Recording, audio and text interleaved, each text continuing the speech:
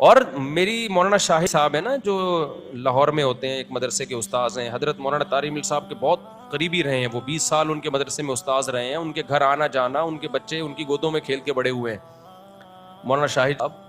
تو مولانا شاہد آپ سے میری براہ راست بات ہوئی. رحمۃ اللہ وبرکاتہ.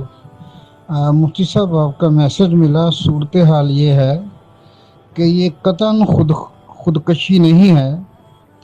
اس کی وجہ یہ ہے کہ بچے کا جو بچہ انتقال جس کا ہوا ہے اس کا کزن اس کے ساتھ تھا، تو اس نے اپنے والد صاحب کو ساری بات بتائی، ڈاکٹر طاہر کمال صاحب کو ساری بات بتائی کہ کیا واقعہ ہوا تھا.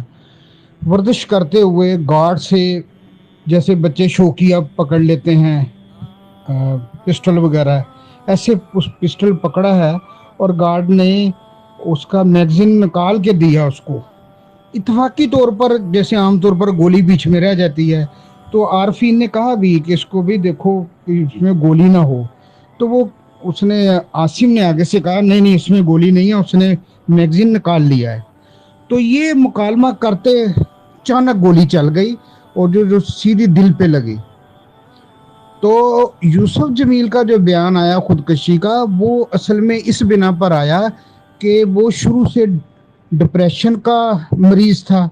11-12 سال کی عمر سے میں اس کو دیکھ رہا ہوں، تو بچہ شروع سے ہی یہ نفسیاتی مسائل کا شکار تھا. تو یوسف جمیل کو جب پتہ چلا کہ یہ گولی لگی ہے تو اس نے سمجھا کہ یہ، کیونکہ کہتا رہتا تھا ڈپریشن کی حالت میں نے اپنے آپ کو مار لینا ہے یا اپنے آپ کو نقصان کر لینا ہے، تو وہ سمجھا کہ شاید یہ وہی ہوا ہے جو یہ کہتا تھا.